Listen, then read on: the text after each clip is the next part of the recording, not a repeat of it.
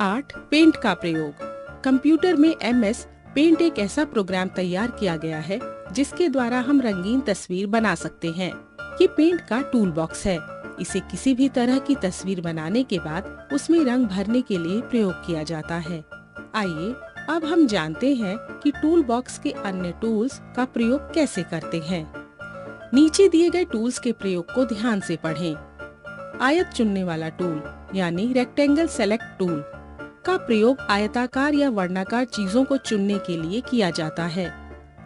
Rubber tool यानी eraser tool बने हुए चित्र के किसी हिस्से को मिटाने में मदद करता है। स्वतंत्र रूप से चुनने वाला tool free form select tool का प्रयोग चित्र के अनियमित और असंगठित आकार को चुनने यानी सेलेक्ट करने के लिए किया जाता है। आयत टूल रेक्टेंगल टूल।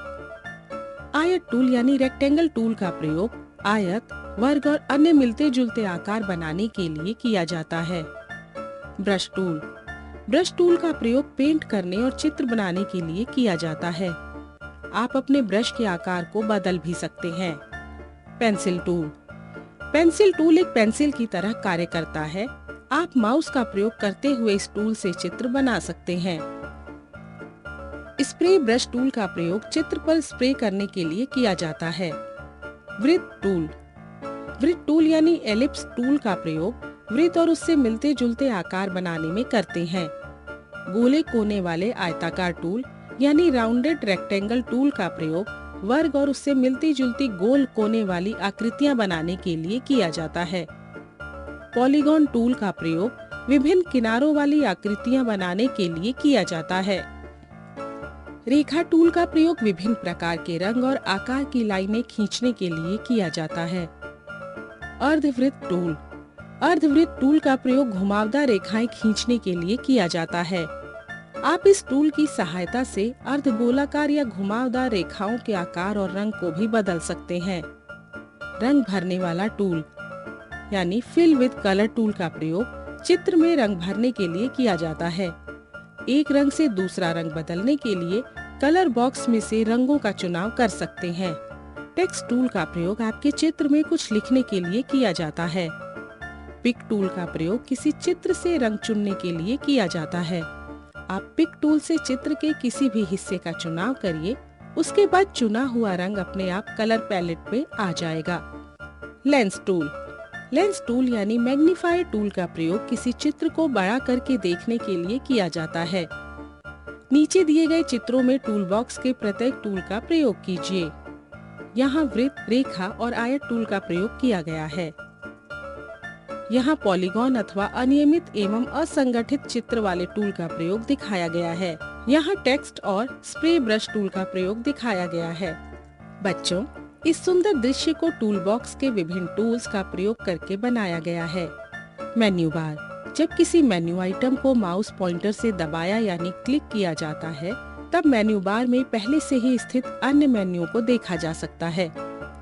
इन विकल्पों यानी ऑप्शंस को अनेक मुख्य श्रेणियों में बांटा जाता है। फाइल मेन्यू में फाइलों से संबंधित कार्य करने के विकल्प होते हैं। आओ पेंट के विभिन्न मेन्यू के प्रमुख कार्यों को समझें। File menu. फाइल मेन्यू में न्यू, ओपन, सेव, प्रिंट आदि विकल्प होते हैं। जब हमें नई विंडोज खोलनी होती है तो हम ओपन कमांड का प्रयोग करते हैं। किसी भी चित्र को सुरक्षित रखने के लिए हम सेव कमांड का प्रयोग करते हैं। इसके लिए आपको अपने चित्र को कोई एक नाम देना होता है। आप अपने चित्र को प्रिंटर के माध्यम से कागज पर भी छाप सकते हैं। इसके लिए आपको प्रिंटर का प्रयोग करना पड़ता है। Edit menu. एडिट मेन्यू में कट, कॉपी, पेस्ट, अंडू आदि विकल्प होते हैं। इन विकल्पों का प्रयोग बनाए गए एक चित्र के किसी हिस्से का संपादन या सुधार यानी एडिट करने, दूसरी कॉपी करने या मिटाने यानी डिलीट करने के लिए किया जाता है। व्यू मेन्यू में tool box, colour box, status bar, zoom आदि विकल्प होते हैं। पहले 3 विकल्पों का प्रयोग टूल बॉक्स, कलर बॉक्स और स्टेटस बार को दिखाने या छिपाने के लिए किया जाता है। जूम विकल्प का प्रयोग करके आप अपने चित्र का आकार बड़ा करके देख सकते हैं। इमेज मेन्यू में fill up, rotate, stretch, invert, colour आदि विकल्प होते हैं। इन विकल्पों का प्रयोग करके आप अपने बनाए चित्र को किसी भी दिशा में मोड़ सकते हैं।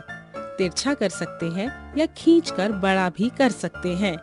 हेल्प मेन्यू का प्रयोग किसी कमांड के बारे में जानकारी प्राप्त करने के लिए किया जाता है। यदि आप किसी कमांड का प्रयोग नहीं जानते हैं, तब इसका इस्तेमाल कर सकते हैं। Colour box. ये कलर बॉक्स केवल एक कलर पैलेट ही है, जिसे पेंट विंडोज के निचले हिस्से पर देखा जा सकता है।